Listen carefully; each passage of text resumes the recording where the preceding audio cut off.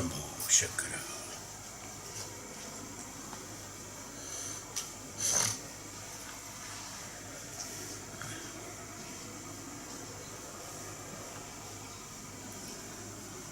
Bhagwan said that he explained the secret of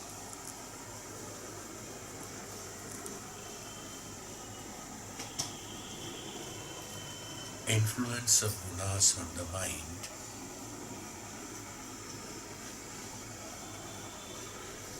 and the maya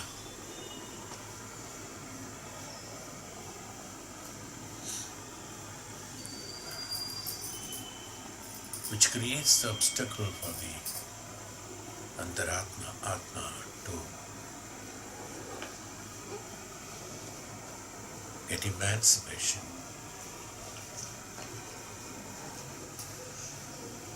To Sanakadis,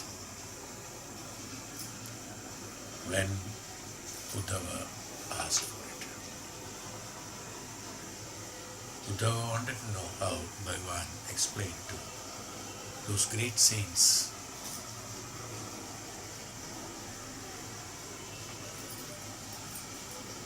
it was Bhagavan knew that it is difficult for the common man who is entangled in Maya and who only thinks that this what he is seeing is the Jagat and the reality is difficult to understand the world beyond that which is known as existence, that world beyond that what he sees is the bigger world and the true world. And the one who is, what he is seeing is only an illusion. It's manifestation of his own emotions.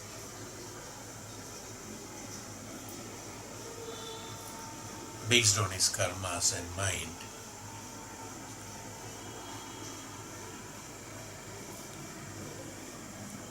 This contradiction, this differential identification of the world seen and the world unseen has always created a problem from the inception of the universe. Great saints had said that, have always said that which is seen is not the universe, that which is not seen is not the reality. Because the Jivatma, who is born with the influence of his past karmas,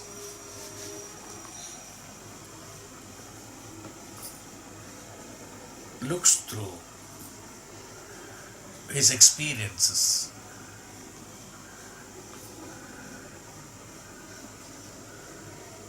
Is that what he calls his world? We ourselves can understand. When you really sit and think, how old is this universe? Some sort of calculation we all have.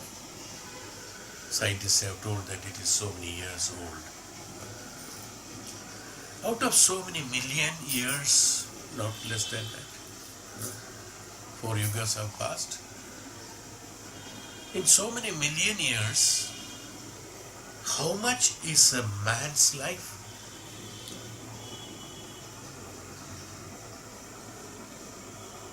So many million years of existence of the planetary system that you know, you yourself accept. You means the science, the scientists accept. Even though it is also wrong. But at least somewhere you have reached. In those millions of years, how many years is one Jivatma's life?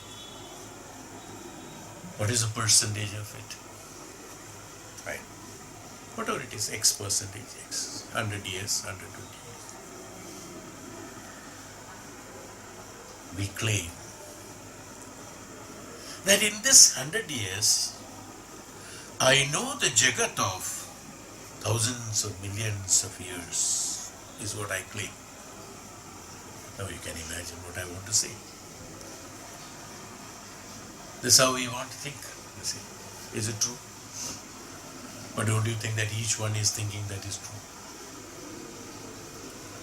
Each one is thinking that small portion of what he has seen out of these millions of years is the truth. Simple. I just give you a visual example, that's all, nothing other than that. There is inherent truth behind it, but from this one can understand how superficial, there is a limit for superficiality, but how superficial, when you go to the extreme, how superficial we are if we think that we know the world. What I say is right. What I experience is right. What my Janma is right. What I thought is right. What I'm thinking is right.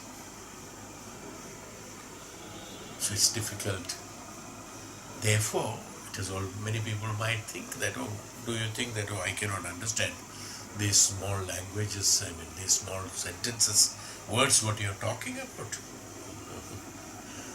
You may understand the meaning of those word meaning, that is the vakyartha, is it. Vacharthata can be understood, but vakya cannot be understood.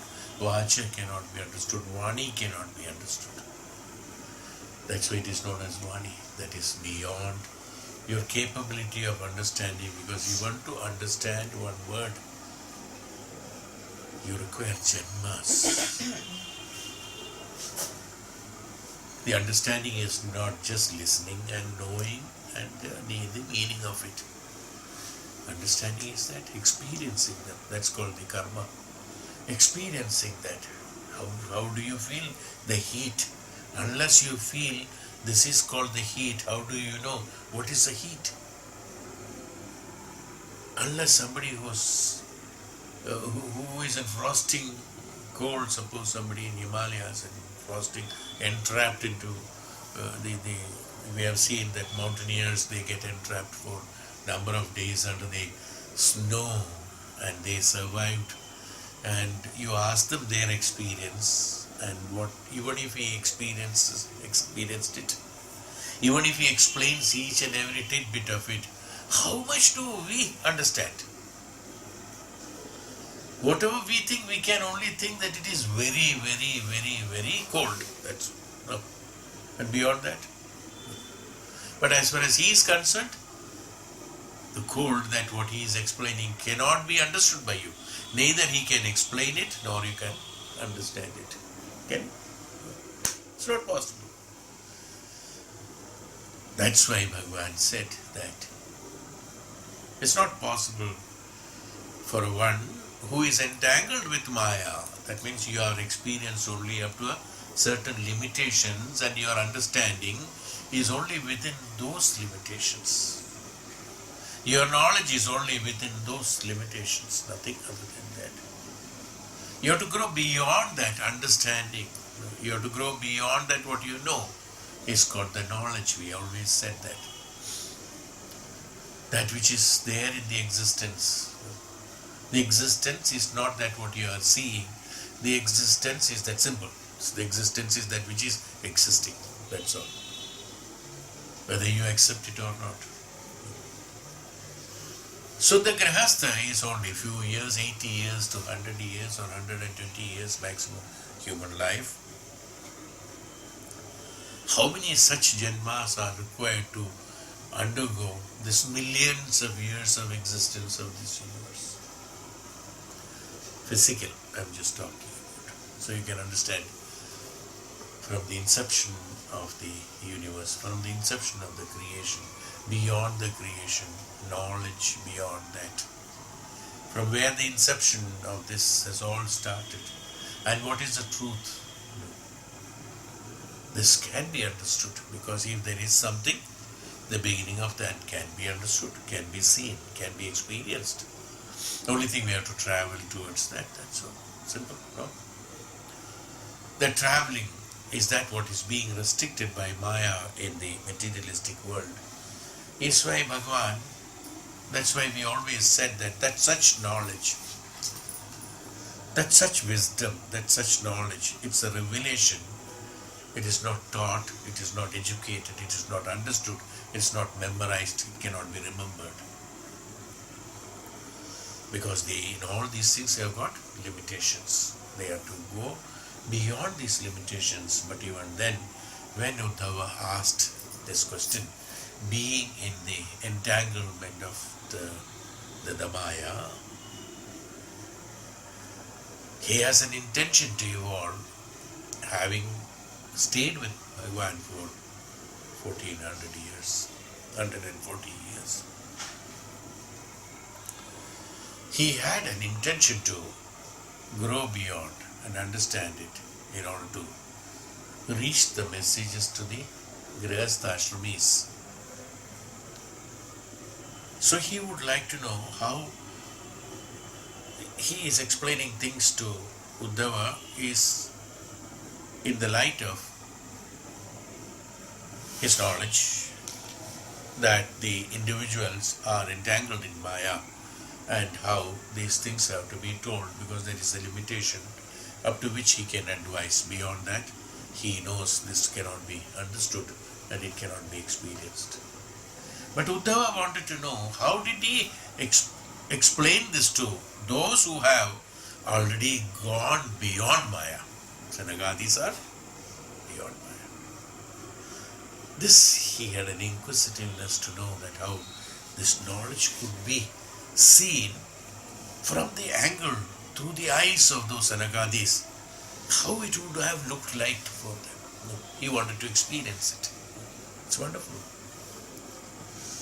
So he asked, hey Bhagavan, how did you explain this to these Anagadis? Will you please tell, let me try to understand. Is why these gunas he started with, how we are entangled. He indirectly also says that the one who are entangled with the gunas and who are entangled with the attachment of the mind with the gunas, where the desires are created by the gunas, desires are created by the indriyas and the mana getting attracted and attached to it.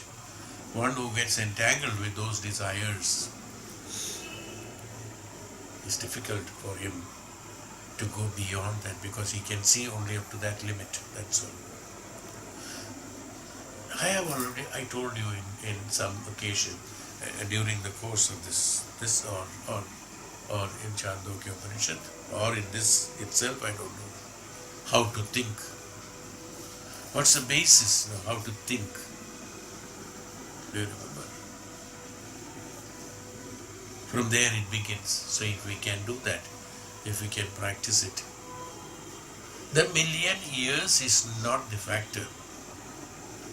As far as the materialist is concerned, it can be million years.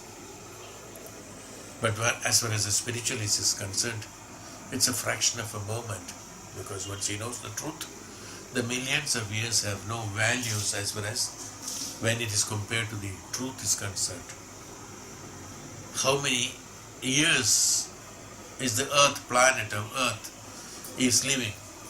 How does it matter to a saint who already knows how the universe is created, how the whole, the Brahmanda is created?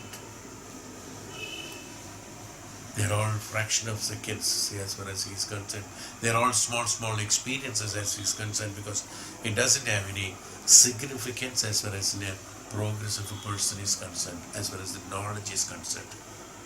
They are not very significant, that how many years one has lived or how many million years the universe has lived. Nothing to do with that, you see.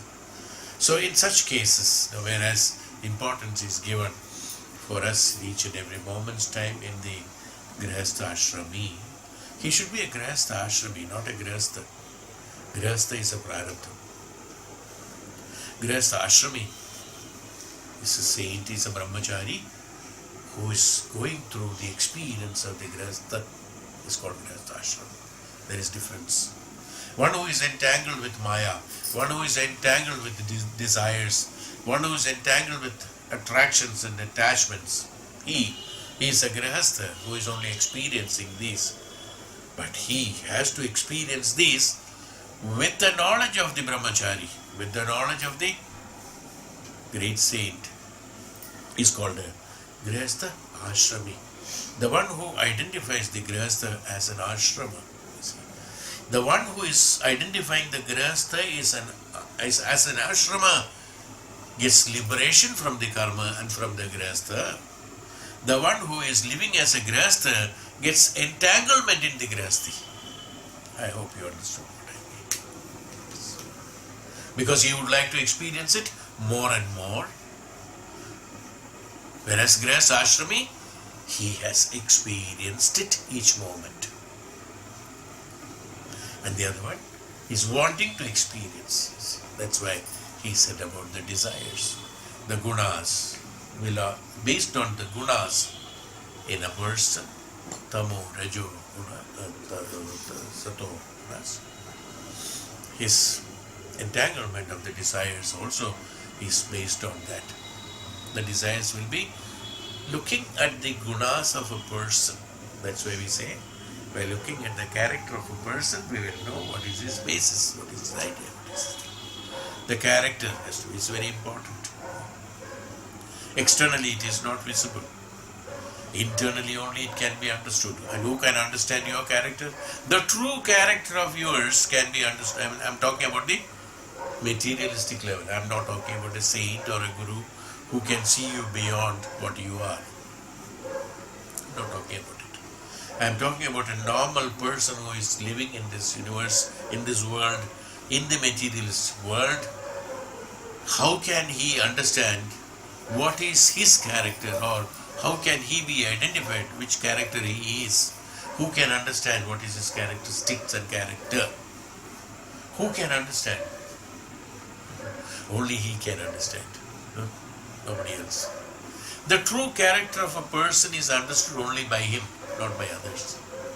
Because by others, what he sees is the pretension each and every moment by him or her. The way he expresses it is how the other person accepts it or not accepts it. That expression may not be, it's a manifestation, it's a manipulation because it's a manifestation, because from time to time his requirements and his desires and his attachments are different. So he will express it in a different way. So the permanent characteristics cannot be understood. Today he was good, tomorrow he is bad. How is it possible? Yesterday she was good, he was good. How is that today he is behaving or she is behaving like this? The other man he wonders why it's happening, how is it happening? Why such changes? Actually, what is the change?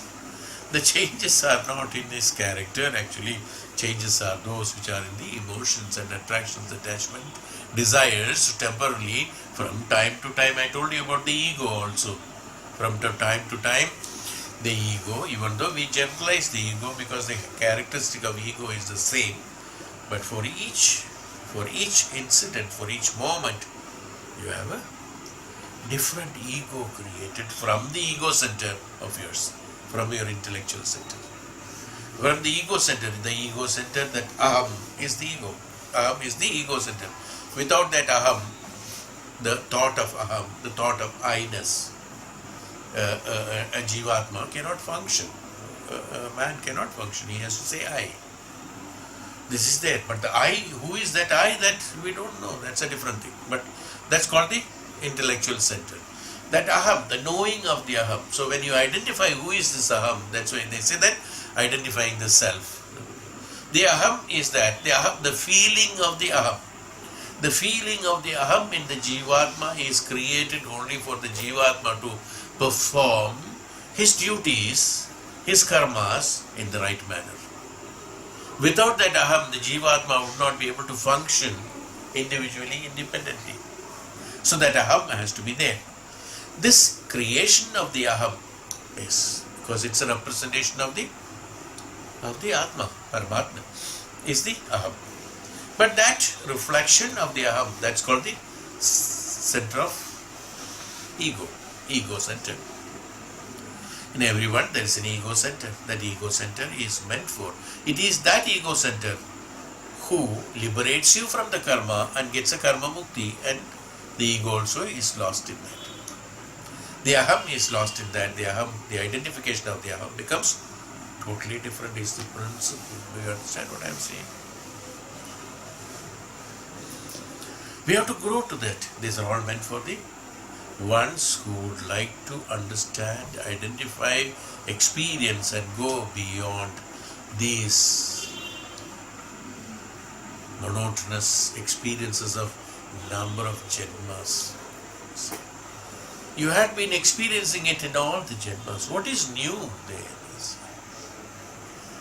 There's nothing new. Why are you getting entangled into that? The same old experiences of is what? The truth, of course, but then we don't know this is new and that is old. That's why this maya of identification or understanding makes us think that it's all new.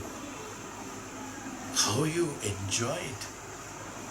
Because you have enjoyed it before. In the first instance, how you enjoy it? Because you have enjoyed it before. In the first instance, how do you hate? Because you have hated it before. You are passing through the same experiences again and again.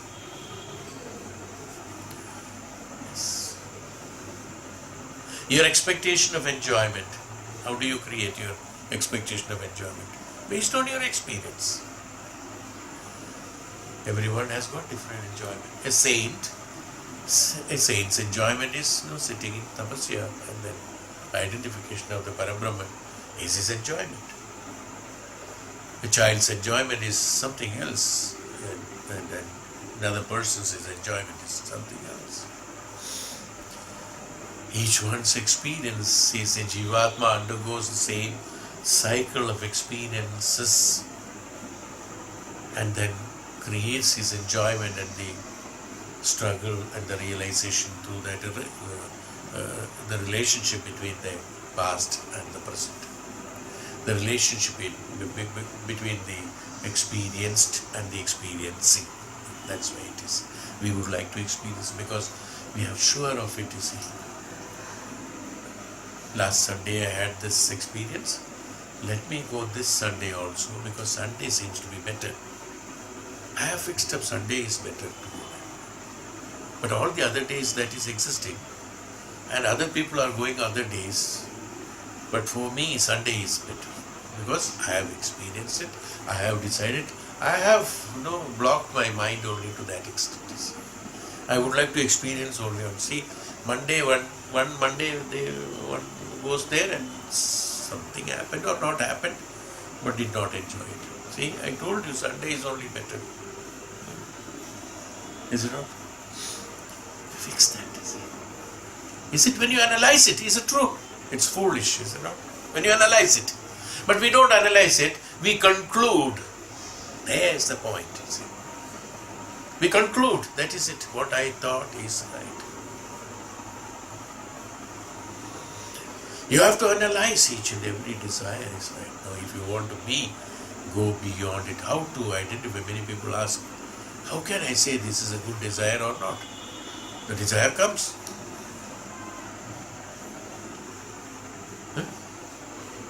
I want to buy something. How to know that I need it or not?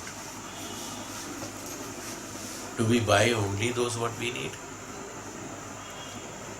Probably we buy only what we don't need. Probably. We buy only. Whatever you buy, it is not needed for you. Whatever you have is needed for you. That's why you are buying. So there is a proverb also. Why do you want to buy trouble? They also ask why do you trouble also is bought. So everything is bought. That which is bought is only trouble. That what you have, is that what you have? What do you want? What is that what you have? There you have to analyze it. You see. You go to a shop, anybody, men, women, anyone for that matter.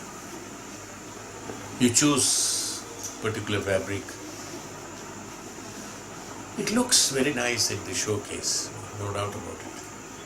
So first, as I told you, I think last class we discussed in detail about the first impression and last impression and whatnot impressions. Various impressions we discussed. Side impression, last impression, beginning impression, middle impression and all that. So, first impression, okay, oh, that is looking nice. Or the salesman instigates you that these are new arrivals. Your eyes, no, that man must have told just to sell that. Old things they must have put in the showcase, and the salesman says, these are new arrivals. Now you see how you are influenced. Your mind says these are new arrivals, and you don't look at the new arrivals, you will look at these arrivals which are told as new arrivals. Forget about it.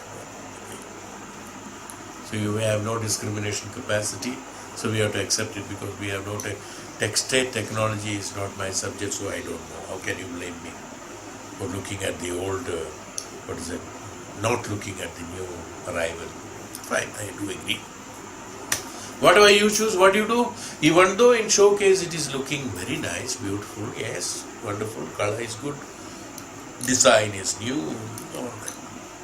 What do? You don't just buy it, anybody for that matter, normally it is like that. So if you will wear it and see whether it is looking nice on you, there it is looking nice. But here, is it looking nice on you? You have to see, is it not? That's the right way of buying it. I'm talking about small examples.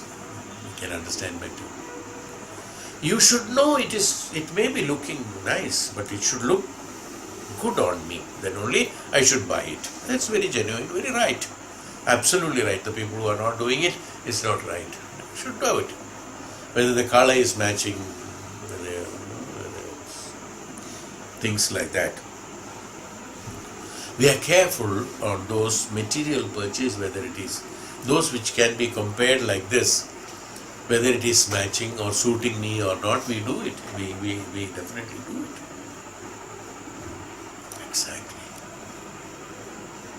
Exactly. I don't have to tell more. Each and every desire, put and see, look in the mirror, whether that desire is matching you or not. Is it necessary, first of all? Is it needed for you or not? Is it matching you or not? Is it not? Do we think about it? No, we never think about it. This is how we can come across the desires, what are not necessary and what is necessary. A contemplation of the desire has to be done. We never do it. Nobody does it. First of all, whether that is required or not. What will I do with that? Now, there are so many questions one has to ask. I know one doesn't have that much of patience. Do I require it? What will I do with it? Is it useful for me? And how long can I use it? It's only for today. How long can I use it? And what is the purpose? Without that, can I not have the same experience or not? With whatever I have, can I have the same experience or not? If I don't buy it, what are the negatives? What will I lose by not having it? These lists, number of points have to be contemplated and analyzed. You will find each and every desire is a waste. It's not necessary. There are necessities, I don't deny that. There are necessities which are absolutely necessary, which is required, is fine. But there are so many things which we don't desire, which we don't have it, we don't need it. The list goes like that. So this is how you think. An analysis is necessary, a discrimination is necessary, an identification is necessary of the desires. Mostly the desires are based on the emotional satisfaction and dissatisfaction. You cannot shop without having a good mood. Any day you cannot go and shop. You should have a taste for shopping on that day. Then you will feel everything nice, everything good. Other days you will find they don't keep good stock. Tons of, thousands and tons of material. No? They don't keep good stock. You have decided, because you don't like it. Right? Because you don't like it. That day you don't like it, you see. Who is deciding this? They don't have a good stock. They are well stocked. Because whatever you wanted, you had it.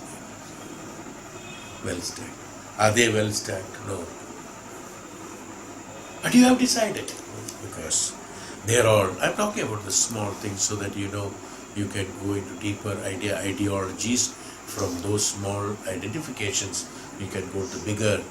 This is how we decide our life. I am not talking about your clothes. I am not talking about a small thing that you are going to buy in a shop. I am talking about your life. How you are choosing your life. How you are desiring your life. How you are deciding for your life is what I am talking about. Not a small cloth you are buying from the shop.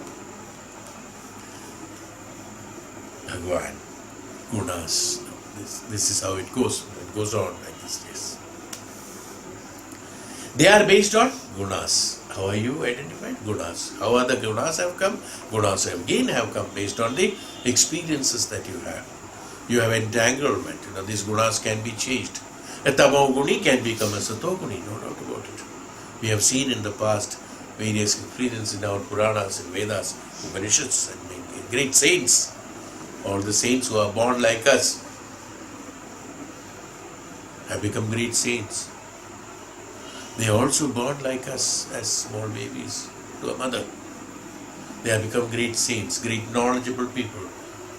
They were the anchor of the knowledge. They are the anchor of the knowledge of the existing world.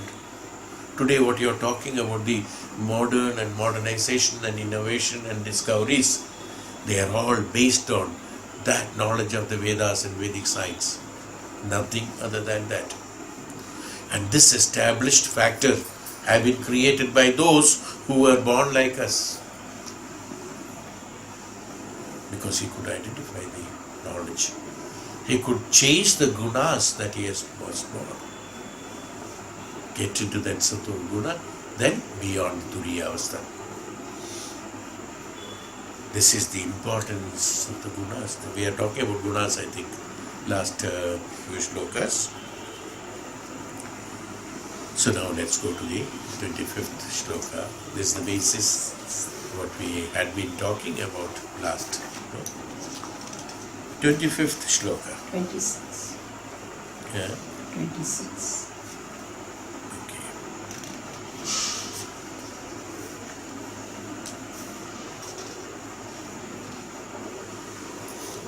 25th is Guna or something. Starts with Guna. That has been done. 26. Okay, fine. How come? Okay. Oh yes. It's the 24th class end. I mistook it as 24th sloka. Shloka number 26, Bhagavan says, Guneshu cha vishat chittam sabhikshanam guna sevaya Gunascha chitta prabhava madrupa ubhayam tyajit. Guneshu cha vishat chittam, the mind, chittam, the mind, which through constant dwelling of sense objects is attached to them, naturally. One who is around you always, you are attached to them. The gunas are always attached to the mind. The indriyas and the gunas are always attached to the mind, very close to the mind, always, each and every moment. No? These gunas are the ones who are around the mind. So naturally, the mind's attachment is to those gunas, is that guneshu chavisha chittam ikshanam gunasevaya.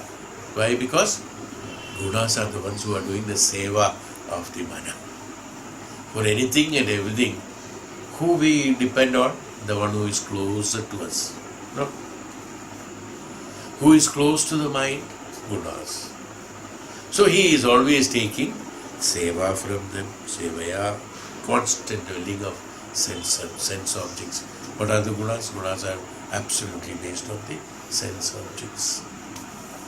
Mind is constantly under the influence of the gunas because they are the ones who are close by, because they are also like mind, which is abstract, invisible.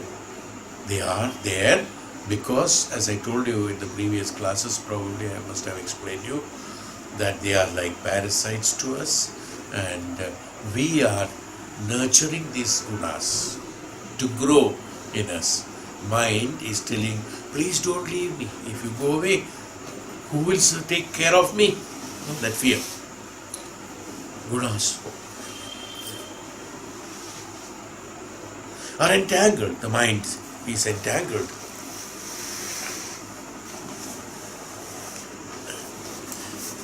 Mind is entangled in the gunas.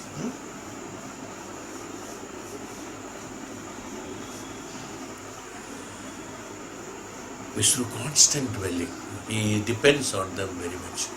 If it is tamoguna, mind keeps on functioning as a tamoguna. Mind doesn't know what is he doing actually. It's highly influenced by that. It's attached to them. And the sense object which influence comes whence? Influence is what? Influence is through desires. Influence of the mind is taken care by the desires. Is it not? The mind, and one should give up both being identified with me. Bhagavan says, as I told you, this is what he is telling to Sanakadis. Hey Sanakadis, if you really want the truth of it, or the reality of you, if you want to know, you have to release both of them, the mind as well as the gunas. How? Being identified with me. Me, Bhagavan, me means not an individual. I have always told you that. Bhagavan, whenever he says aham, aham is nothing but the jnanam. Aham is nothing but the Brahman. Aham is nothing but the jnanam. When you are associated with the jnanam, the sato gunis, jnanis, that's why you said satsang. Simple. When you are in satsang, you don't need anything else, is about it. You don't need elaborate arrangements, you don't need elaborate dressing up, you don't need any other facilities. Most simplified way. Sit on the floor is one of the prescriptions. What will happen? Many people have asked me, like in churches and many other places, if we sit on the chair, don't you think that we can learn the same thing? Of course, we can. Why are you sitting on the ground? Basic lessons. Your mind, your consciousness will say, I am on the ground. One, technically speaking, also has got an attraction to the Mooladhara chakra getting attached to the Prithvi Tattva energy, the earth energy being circulated. This is the second technical reason. The other is a psychological reason, is that no, when I am sitting on the ground, I feel I am grounded. So, Another reason why they are sitting on the chair is not because that they did not want to, those preachers or priests or saints who innovated that. It's not that they didn't want them to sit on the ground. Because of the climatical conditions, maybe the cold countries must have innovated that initially, like Christianity and all, the very severe winter and all that, probably it was very uncomfortable to be sitting on that. So they sat on wooden planks and benches earlier days when the chairs were not there, maybe on wooden stools, wooden platforms and things like that, gradually converted into chairs. That is why they are sitting on chairs. But doesn't mean that one will not understand these things, but one has to, in all the sense, in our Hindu scriptures, what has been specified is that from all angles, like the mind is getting entangled with the gunas around that, revolving around that, the mind should not find any excuse to draw back, go back. Oh, I am on sitting chair, I am sitting on chair. So one excuse for the mind not to understand it. I am above this. So make you down, sit down. So from there it begins, from the scratch. So, gunas are that. So identified with me is what I have said. Identified with me means identification with the jnana, identification with the knowledge. As I told you just now some time back, that identification of jnana is necessary. Why do I need it? I have to be asked every time. This analysis has to be done. But this will be done. This is not normally possible by normal human being who is entangled with the Maya. Who would like to ask this question? When a desire comes, who would like to ask this question? The one who would like to walk on the path of knowledge. Should I go to satsang or should I go to a movie? It's a good movie. This is the last day. Friday will change. सत्संग तो होता रहता है. This may not come, do you know? Then, which is the preference, which is the choice? See how mind works? Which is priority for you? You can understand who is influencing you. Which is priority for you? The priority for you is that what you really want to achieve in the totality of life, or you want to achieve that momentary pleasure of that. It may be a good movie, but sometimes it so happens, अच्छा था सत्संग चले जाते तो इससे अच्छा था, वो भी बोलते. It's a flop movie, some fellow jumping on the screen. One gets disappointed also, and depression for till next satsang comes. Next satsang, I will definitely go to satsang. Don't see the newspaper for movies, because I was so disappointed last week. This week I will not get disappointed. One day attended satsang, take energized. Next week.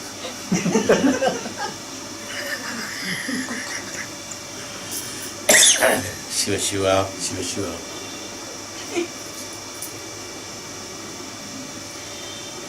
That those people cannot do this. That's why he specifies being identified with me. The one who has a firm conviction that I would like to be associated with the knowledge, the jnanam, enough is enough. I have been experienced. This understanding has to creep in, settle in, penetrate into the grihastha ashrami, that I had been undergoing this experience from Janma to Janma. That's how many things we know. At least now I have to get a path of liberation, has to be done. This conviction, that determination, that taste, that choice, that desire has to be developed. Otherwise, it's not possible. Well, it's okay. I don't criticize that. It's okay, fine. I will only say that the others are not yet ready. It's okay. He has to travel through tamoguna, rajoguna, finish that, then come to satoguna, then come to turiyavastha. Now, directly from tamoguna, when we taken to the rajoguna, to the turiyavastha, is very seldom possible for like saints like Valmiki and all that. But they have an inherent desire for that actually. That was there. But otherwise, I won't call anything as wrong. And Bhagavan also says, Upanishad also says, nothing is wrong. It's okay. If one wants to experience it, go through it. Doesn't matter. It's okay. You want to see the movie? Fine, see the movie and identify that it was not worth. Till the time your mind says that is not worth compared to this, continue seeing it. Get fed up. If that is the way it has to be done, what can be done? If that's the way, one can understand. But wise persons will not wait for those number of days of experience, number of years of experience, number of janmas experience. That's why God has given us the power of discrimination, the brain, the thinking power, the identifying power, the identification power, which is not given to the animals and the plants. Those jivatmas. But in a human, God has given the faculty of this understanding and identification. Can, without experiencing, one should be able to identify, analyze and contemplate and analyze it and then come to the conclusion. So many things we do that. See? Most of the things we do that. We don't experience everything. Is it necessary to go there? No. Let us find out some other way. Fine. See, this is how we decide. So discriminate it. Now you have to have analysis of that. You have to have the power of discrimination behind it.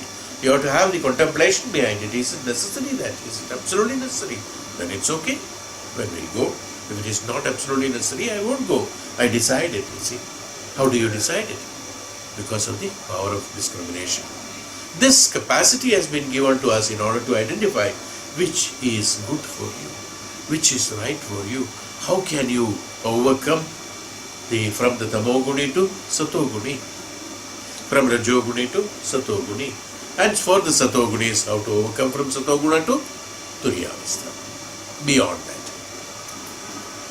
But for tamoguni it is necessary to go through it and come to satoguna. In satoguna, as I told you, satoguna is a preparation ground for the turyavastha, where a lot of renunciation is done already, willingly done. It should be willingly done, otherwise it's not possible. Actually, forceful application cannot be done. So this has to be identified. Discriminative capacity has to be there. That power of discrimination is great quality in a human being. The one who doesn't have the power of discrimination cannot identify and function as far as a human being. Today, now like this, now like this, now like this. As it comes. Cow also lives as it comes. He doesn't take an umbrella. When it rains, it gets wet. I will also do like that. Is it that? No. Monsoon, somebody has predicted, you see the newspaper, look at the clouds, whether the umbrella is necessary or not, and if you think it is necessary, then you carry it, so that you don't get wet. You see, power of discrimination. An animal, he doesn't look at the sky before he starts walking. Whether the umbrella is there or not, fine, I get wet. Do you want to get wet like that? No, I don't want to get wet. You see, I got a specification, I don't want to get wet. Why? Because of this, whatever it is. So I have to protect myself. This discrimination, who decided that? You decided it. Power of discrimination. Your life also should be like that. You have to protect from that. Those unwanted, which makes you wet, which makes you fall sick, which makes you uncomfortable, which makes you not able to sustain that. So you should have an umbrella. That umbrella of knowledge, umbrella of the discrimination power has to be there with you. Otherwise you are not a human. Otherwise you are not fit to be a human. You have to have the discriminative power. You should behave. Your emotion should be based on your requirement. Not that the emotions will control, which this we have already discussed so many times. For anything and everything, one gets emotional, one gets disturbed, one gets angry. For each and everything one gets. There are people.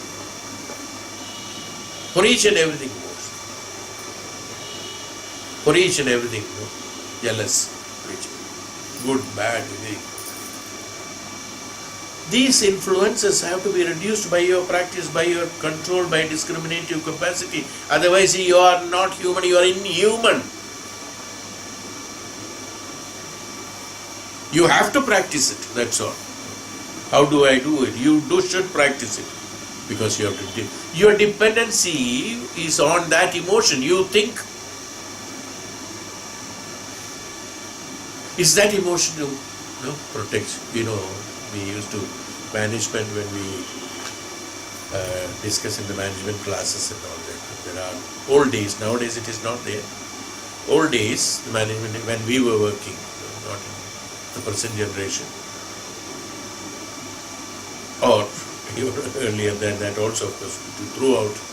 Well, even now some places are there.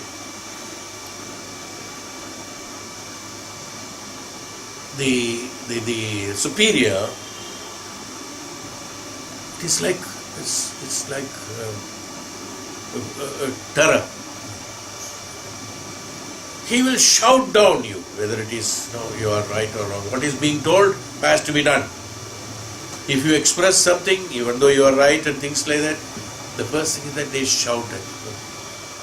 There are people who are put into very high positions, have got a lot of disturbance now. Suppose a director of a project management, he has got thousands of problems coming every day.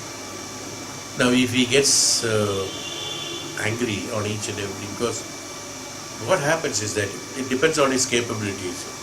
If he is not efficient man to control this, he will get disturbed. When he gets disturbed, he gets angry. When he gets angry, he shouts at the whom he can shout. He can shout only at the subordinates. So for each and everything, he will shout. Bring a cup of coffee, also he will shout and say, he can say, bring a cup of coffee, but he is so used to that he will, hey, bring a cup of coffee. That used to be the pattern of it. So in management they say that, look, because shouting down what happens, it proves for others will immediately understand that this man is not capable to handle that position. Why? Because he shouts because he would like to, he thinks because the others will keep quiet and they shout because the others are subordinates. He feels protective. Nobody fights with him. So before that, he keeps shouting so that he is protected. He is safe. So he plays a game of safe. But is it right? It's not right. No? That means if one is not confident, he would like to prove himself false, ego. He would like to prove himself as very confident by shouting at someone. Immediately an intelligent man will understand, or a right person will understand, this man is not confident of himself. A person who is confident of himself will be firm, will be right, will be strict, will be peacefully, quietly. He will express himself. Look, this is what is to be done. Okay? Whatever you have said, I have listened. No. There are problems, this is what is to be done. But the other person, I told you this is what is to be done and you just do it, that's all. I don't want to listen to your problems, is what he says. Because he has already, why he doesn't want to listen? I already have got enough problems, so I don't want to listen any more problem from you, is what he is telling indirectly.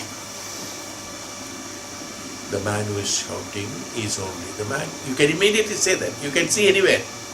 In your working field, anywhere.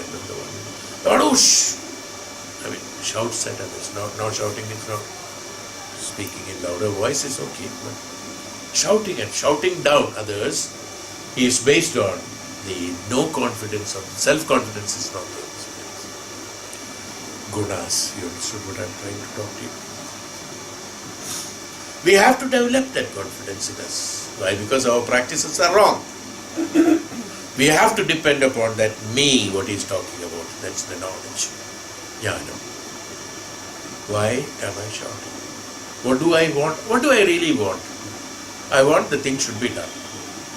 What is the best way to act upon to get it done? If that is not possible, then the second method, then the third method, then the fourth method. This can be. That's why I said about Ashoka's example. I had been talking a few times now. Again, once more I will talk. Ashoka grabbing the countries only by fighting. He never thought, I want to expand my kingdom. Keep on fighting, killing people, keep on acquiring the land. That's all. Till that day he realized that, look, what am I acquiring? What am I fighting for? It was too late by then. He had killed so many people by then. Committed so much of crime by then. The moment the thought came to him, he laid his sword down and said that, look, I'll never do it. What I have done is done. I'll never do it. Is it necessary for me to kill people to acquire all this? And for what? This realization has come. So, a human being, a grihastha ashrami, that's why we said about the grihastha ashrama. A grihastha is the one who will not think about all these repercussions. He would like to have the ego controlled, allow the ego to control him, and keep on committing the same mistake for a number of ages, years after years. The same characteristic. I talked about the characteristic. Because he doesn't think. Please think one day. Go to the bottom. Go to the ground yourself.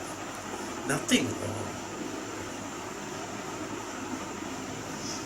Nothing wrong. You will learn better. Bhagavan says, being identified with the Sanagadis, being identified with me, naturally they are identified with the absolute jnana, because they are 4 Vedas, they are all 4 greatest saints, the first saints of the universe, identified by Puranas. They said Sanat, Sanatan, Sanatan, Sanat Kumar. They are the ones who distributed knowledge to others.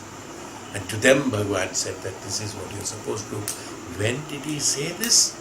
When he cursed, the Sanagadis cursed the Dwarapalakas. He wanted to visit them. Bhagavan cursed, then he asked, then he said, why did you curse? Why did you understand the situation? You are the Jnana. How? These situations have come later, of course. It's not connected yet. I am just telling you. So Sanagadis have also, even if the Jnanam is there, then also these gunas have attracted, these things have attracted. The Maya has attacked. Maya is so great. At what moment, in which moment, with absolute privacy, it will penetrate into you through that. It will wait for a chance to get into you. How can he influence? He will wait for, always there near the gate. Whenever you open the gate, he will try to get in. So you have to keep a watchdog to bark at him.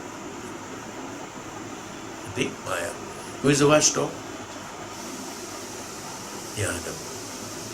When Jnanam is there, no Maya can penetrate into Jnanam. It's not possible because Jnanam, Maya itself is created by Jnanam. No Maya can penetrate into you if you got Jnanam. That's a kavacha, that's a protector, that's a weapon, that's a dog to bark at. Yeah, am I right? When you have Jnanam, how can it attack you? The Jnani, without any thought, he just sleeps, that's all. No Maya can attract him. No Maya can attach him. No dreams comes to him. Suppose a saint is sleeping, oh, tomorrow I'll become a king of such and such place and I'm enjoying that. He won't even dream because basic intention itself is not there, because he is full of jnanam only. Even the dream will be jnanam. He is an embodiment of jnanam, we call it. That's it. So Bhagavan says, The only way is that how to come out of it. This Maya, as I told you, very tricky. At any point of time, it will penetrate into you and influence you. Immediately it influences you because it is like anesthesia. He puts an injection and he goes away. That's all. Anesthetist, he gives you an injection and he'll go away. Surgery is done by somebody else, is it not? Maya is an anesthetic. He'll come, put an injection and go away suddenly. Who has come? Who put me this Maya injection? Oh, he is now no more there. He's gone. So clever. So be careful with that Maya, to getting attracted to it.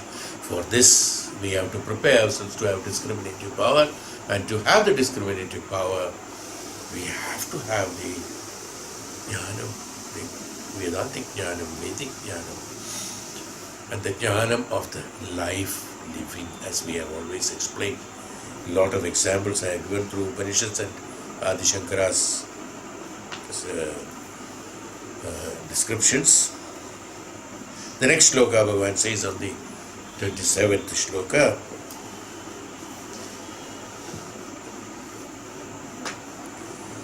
Jagra swapna sushuptam jagunado buddhidrittaya tasam vilakshano jivaha sachitvena vinishrita.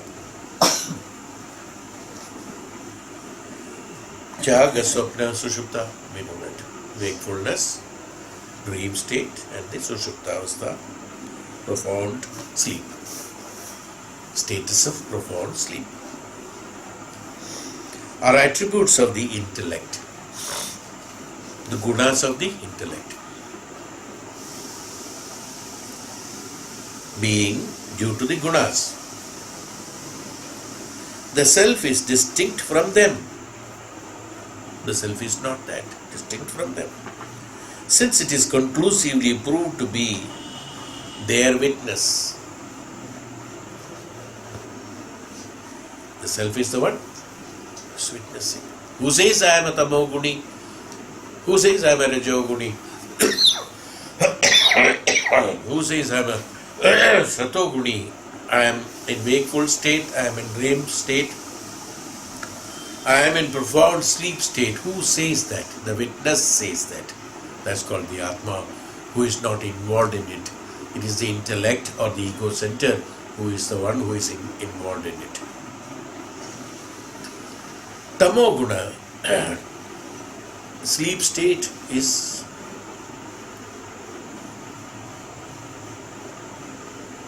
sleep state, not sushupta, sleep, normal. Waking up, dream and sleep. The sleep state, tamoguna. Nidra. Correct. Too much of nidra, tamoguna. Because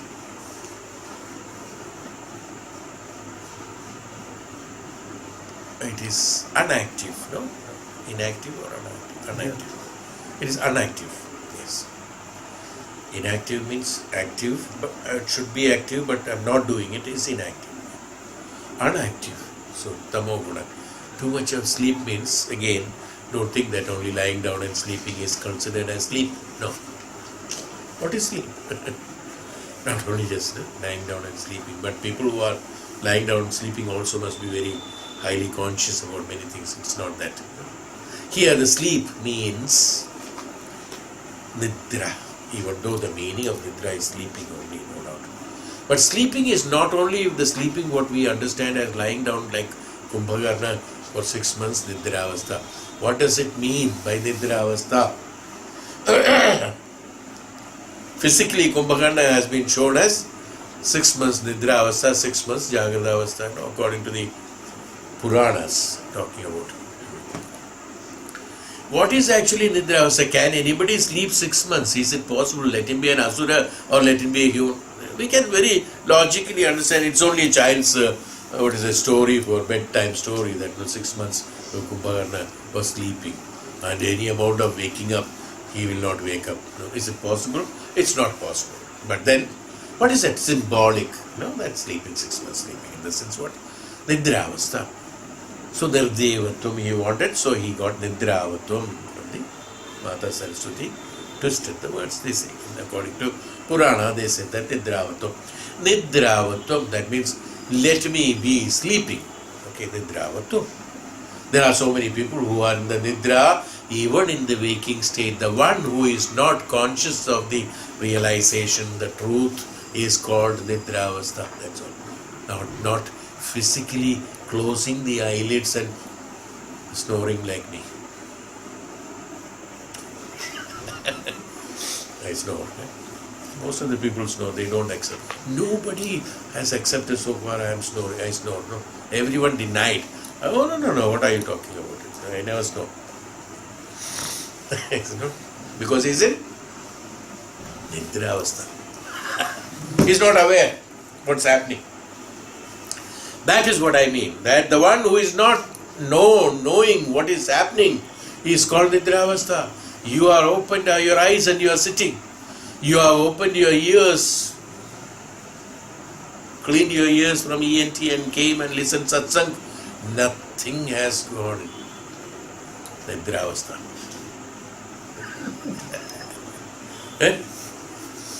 Open the eyes looking at it, not seeing it. We have so many experiences. Although we keep our eyes open, we don't see it. Nidravastha. Other than that, what? That's Nidra, sleeping. Then somebody asks, were you sleeping? Is it? Alright? You didn't see that it was happened? No, I didn't. Were you sleeping? The next question. Absolutely right. Nidravastha. I was in Nidravastha. I was not aware of it. This is Nidravastha. So that Nidravastha is Tamo Guna. Not that sleeping is Tamo Guna. You need sleeping. Your body gets tired. Mind gets tired. With all these emotions, you need sleep. You need rest for the body. Absolutely right. We sleep sometimes more. It is necessary. Body demands for some more rest. That's not what I am talking about. Here Vedanta doesn't talk about the physical lying down and sleeping. When the body wants relaxation is absolutely necessary. A sick person would keep sleeping for long hours. A child infant will keep sleeping 22 hours because he grows through sleep. Only when he wants to eat, then only he will wake up. All other time, the infant will be sleeping only. Same way, a sick person will be constantly sleeping because his body is tired, mind is tired. Same way, we also, when we overwork, we need sleep. We need oversleep. It doesn't matter. So, don't think that is Tamo Guna. I am just clarifying it. Many people have got this misunderstanding. Oh, sleeping means they consider only this as a sleeping. The principle of sleeping is that being awake, you are sleeping. Actually, that's what Raja Janaka was told by the Rishi Ashtavakra. Hey Raja, you are sleeping. Even in the waking state, you are sleeping. You are unable to see what is happening. See. He said, your parliament has got only cobblers there. Small Ashtavakra walking like that, coming into the Raja Janak's palace. Walking in the parliament, looking at both sides. Ministers who are laughing at him and other emissaries and officials. Told Raja, standing there, told Raja, you have a bunch of cobblers around. Very fine. See how intelligent he was. He said, why? Because they looked at me, my distorted Anga Bhangam. Is 8 Ashta Vakrata. 8 portions of his body was. Cobblers would like to stitch it up properly and see. None of them. They're all cobblers who would like to see me, like this, and he wanted to break my hand and stitch. The one who is stitching the skin is known as the cobbler's nails. That's what he said. They cannot see. Hey Rajan, the question was, how will you be guided and directed by these cobblers only? Same as the mind is being directed by the gunas around that. Raja said that, okay. Raja was a highly wise person. He understood the meaning. He did not get offended. He said that you are the right person. Come, tell me what is the truth. See, that's a difference. The power of discrimination was given there, and he was unsatisfied with these decisions of his ministers and others of the knowledge. He was looking for knowledge. The moment that knowledge, spark of the knowledge came, he identified the knowledge and he said, you are my Guru. Then he told about the waking state and dream state and sleep state in elaborate in the life, what is called that. So for us also, we have to identify the wakeful dream and profound sleep are attributes of intellect, the ego-centered intellect. Being due to the gunas, no doubt. The self is distinct from them. Self is the witness of that. Who says I was asleep, I did not know, I was aware, I was not aware, I know it, I don't know it, I want to know it. Who says this? Who said this? Who is that I in you? Who says this? He is the true you who would like to identify towards him. That consciousness. Who has the desire? He asks. You have a desire. No, this is not good and that is not good. Who says this is good and that is not good? Who says that is right and this is not right? Who says this, that? This identification, this discrimination is done by the self, this realization by the Grihastha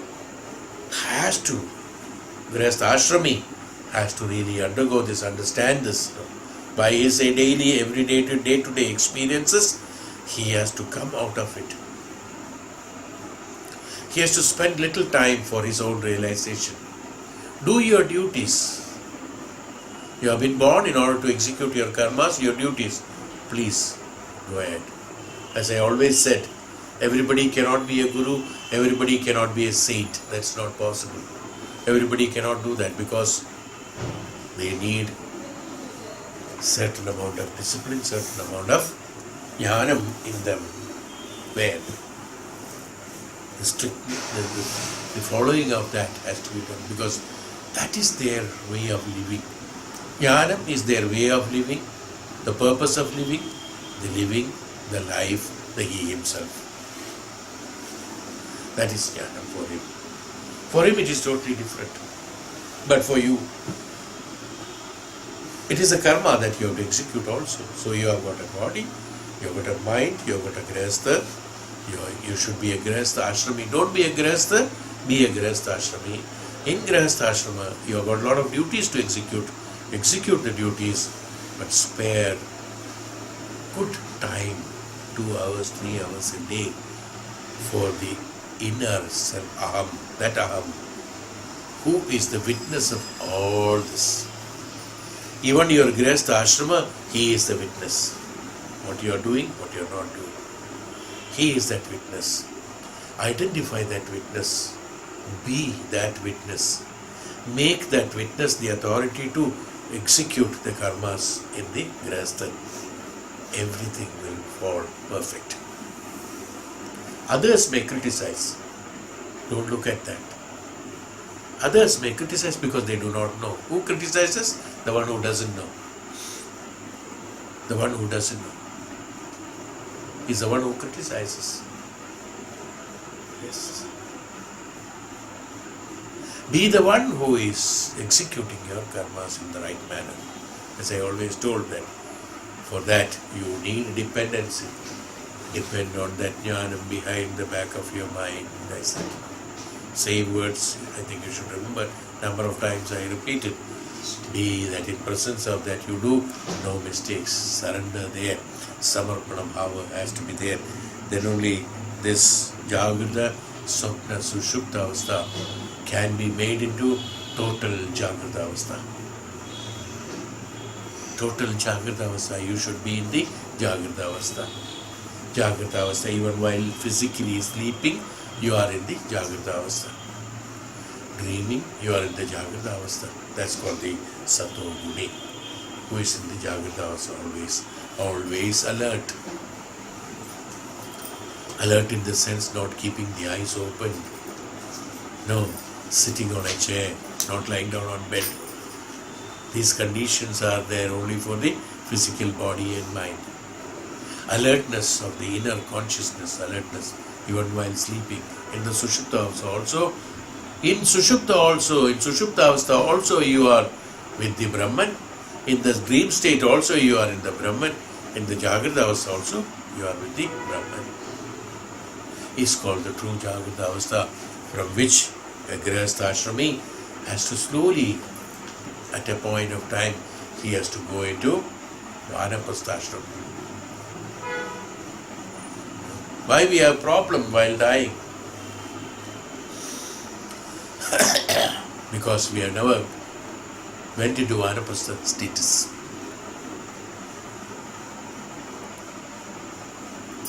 So please listen carefully. It's very necessary. You have to witness death in order to identify. Of course, just a normal man identifying death has again no meaning. You should have the knowledge, basis of knowledge. Why one is suffering?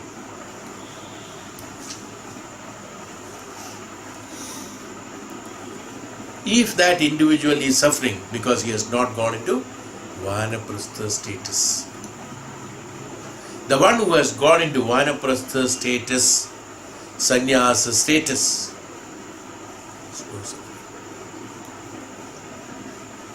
the body is easily rejected by the antaratma. Very peacefully it goes. Not with a struggle, not with a pain, not with an ache. So the individual, why? The grihastha ashrami was always been till the last moment. He was entangled with the desires and attachment and attraction and was controlled by the tamoguna and rajoguna. Is the one who has problem in getting out of this entanglement. The one who has already renounced and who has already rejected. I hope you physically understand that, logically also you understand. The one who has already, see, vanaprastha and sannyasa, he has already given low importance to physical requirements and as well as the desires, kama, krodha, lobha, moha, mada, matsarya. He's given least interest to that. Come, you're last in the list, come on. For me, the Brahman, I do it to be a sannyasi or a vanaprasthi who released all the attachments and attractions behind. I'm not concerned with this family. I'm in a vanaprastha, done my duties, finished. No, finished it. Mentally, not physically, one need. As I again say that principally, those days people used to go to Vana so that it is easy for them to get distracted from that, because otherwise highly responsible people like Rajas who were very highly responsible and busy till the last day. Once it is handed over, the charges are handed over, he says, suppose I remain here, because of my habit, I will start interfering with this. Hey, what you are doing is not right, my son. Or what you should not be. Again, he will be imposing his own pope. No. So he says, no. Found you eligible, educated you, you have become master of archeries, master of Vedas, master of Vedanta, master of Jnani, you got a Rajaguru, you got this. I'm talking about kings. Okay. Same thing happens with others also. Equipped you with everything. Nothing is mine. Everything is belonging to the country. It's not my personal property, not my personal wealth. It's not my personal facilities. I'm a custodian of this country. Please remember this. I'm leaving. A man who thinks he is only a custodian of something, for him, releasing the Rajya is not difficult, isn't it?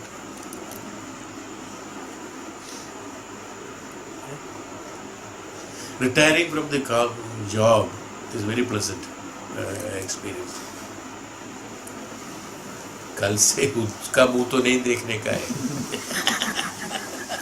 Whatever it is. Be happy. Today people are extending because of requirement of wealth and money desire and more of this. Some people are attached to the chair, who had been remaining in some position. He was a chairman for some time. How he can suddenly be nobody in the, or he was a great person. So naturally he would like to get himself attached to some advisory post. You know what is the meaning of advisory post? Forget about it.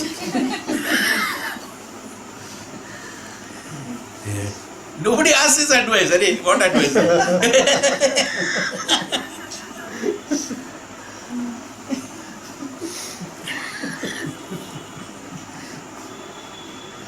Some obligation has to be made. अच्छा एक काम करो, उसको उधर का governor बना दो. There is no governing, no governorship, no governor. I'm not insulting the governor. See, I'm sorry. I don't mean that. I mean what I mean by advisory positions have no responsibility. Without responsibility, without well, okay, we'll not go into that. That's a little complicated matter because I'm not very good at it. So let us go into this. So discrimination, power of discrimination by a grihastha. In a grihastha ashrama, I said, why while dying death one undergoes the troubles you have to experience it. Because the grihastha has to live as a grihastha ashrami, and at a point of time he should be ready to mentally go into grihastha ashrama, into vanaprastha and sannyasa. For him, death is pleasant. Invariably. Those are the ones who leave the prana through the sahasra chakra. The one who was living as a rajasic in rajoguna, their prana leaves through the mouth. They open the mouth and it goes. Tamoguni's prana leaves through the apana. These are the characteristics. Nothing wrong. I'm not talking about wrong or right. According to the status of the jivatma, the prana leaves through that path. Because this passage is not open. It may be good, but it's not open. The door is closed. Because he has never been in the vanaprastha. He has never been in the satoguna. Not in the, so he has to. Then what happens? Vani, walk, eating, and enjoyment. All these things are the ones which are through the mouth. Is rajasic, rajoguna, and tamoguna. So what I am trying to tell is that for each, is it not necessary that every grihastha ashrami has a right to have the liberation from this grihastha ashrama? You have been, as I told you, you have been repeating it for a number of janmas, most of them. I mean, many people. It is not a new thing for you. Keeping on repeating the same thing. So you have to get ready for it. In order to get ready for it, sometimes, that's why we said twice in a week satsang. Why? Because at least sometime in a week we have satsanga, the realization that those 2 hours, 1.5 hours, 2 hours, you realize it at least. Gradually what becomes, it becomes a practice. And more your desire should increase that why not every day? This desire has to happen. Acquiring more of knowledge. That means your inclination towards more and more acquisition of knowledge and jnanam and the spirituality has to improve. Then gradually what happens? The realization of the execution part of it, of the karma and the kartavya is identified perfectly well. Kartavyas are very few. Very few. All other things are because of attachment and attraction, and desires are much complicated. Otherwise, kartavyas are only very few, and it can be executed very easily at any point of time. No doubt about it. Be prepared. Keep your gunas away from that mind, through the jnanam, and then identify your status so that the death is easier. That's why struggling for death and easy of death, many things are there. See. Well, these principles, it's not that one gets a heart attack and dies. It doesn't mean that he's a satoguni. It's not necessary. That's also trouble. But unless the prana leaves through the sahasra, that can be identified when a person is dying. One can constantly to be attentive when a person is dying. You can definitely see that changes that's happening or the light that goes. So, okay, these are all not connected in this sloka. I told about all this only because of that. Here he said that the self is distinct from them. That means it's only a witness. That what is this jagriti? I am in the jagrita avastha, I am in the sushupta avastha, I am in swapna avastha, I am in this avastha, that avastha. These are all connected with the gunas, intellect, the ego center is talking to you. The witness is the one who is there witnessing all these things. You are identifying them as separate. The one who is identifying them as separate, this is jagrita, this is swapna, this is sushupti, is that witness who is sitting behind, is known as the self, the aham. That aham is the reality, and that aham is the one who should be identified. That ego has to be, that ego center, that ego has to be identified, so that your grihastha would be functioning well. Your experience of grihastha will be completed by that, because you are coming to conclusion by identifying the aham. Then you are coming to the conclusion of it, not continuity of it.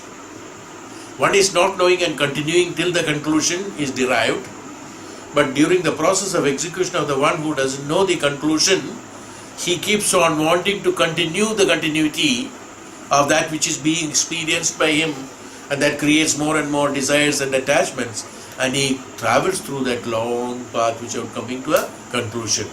Who can conclude that this is enough is what? The one who you have to depend on.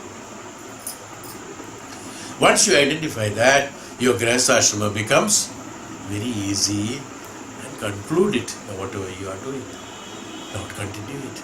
Otherwise everything is half done. So with this, the jnanam of concluding is acquired. With the jnanam, why grihastha should learn all these things? Even though you are allowed to do everything, why grihastha should know the Veda and Vedic principles and the jnanam of the Veda, jnanam of the Brahman jnanam, is because that makes you conscious of the duties of the grihastha as grihastha and helps you or provides you the knowledge to conclude the karmas of the grihastha, the duties, and after that conclusion you will be able to easily travel towards the vanaprastha and sannyasa. Is why for a grihastha this jnanam is necessary, so that he can travel towards the truth. Is it clear? Many people think, Veda or Upanishads, after retirement. I told you that. After retirement, जब कुछ करने का नहीं है, आंखों से देख नहीं सकता है, कानों से, from the ear you cannot listen properly. You have to ask twice. What is that Brahman? What's the spelling of Brahman? In that state only you should listen Vedanta. No, then you should listen only the Anta, not Vedanta. At that stage, Vedanta should be learned from the small, from the inception. No time bar is there, knowledge to acquire the knowledge. This is what is necessary, so that witness, identify that witness, make the witness responsible for execution of the karmas. Believe that witness. The witness is the one who has seen it. Believe that witness. The judge in the court believes the witness. No? Because he has seen it, not the one who has done it. Witness is very important. Witness, believe that witness, assign the duties to the witness, that what you said should be executed in the grihastha executed. Make him responsible for it. You are relieved, your ego is relieved, aham is relieved. You won't feel the burden of that what you are doing, because you are not doing it. When you think that you are the karta, then only you are the bhokta. I am doing it, so you have the burden of it. The moment you think I am not doing it, you don't have the burden. Children are away, there are so many problems for them, there are so many things, they're all taking care of themselves. But some people, what happens sitting here, they would like to do what children have to do. Then he becomes the karta. When he becomes the karta, he becomes the bhokta. Is it not?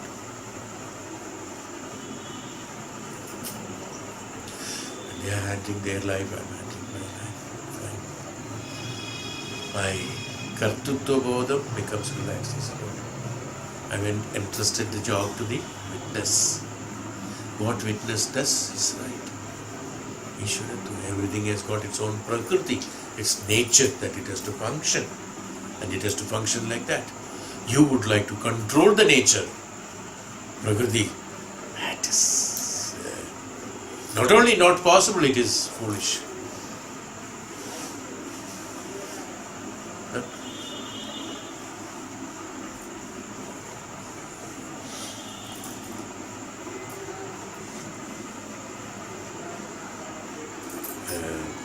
Ravi. Okay, we will take the 28th sloka in the next class. We will close here now.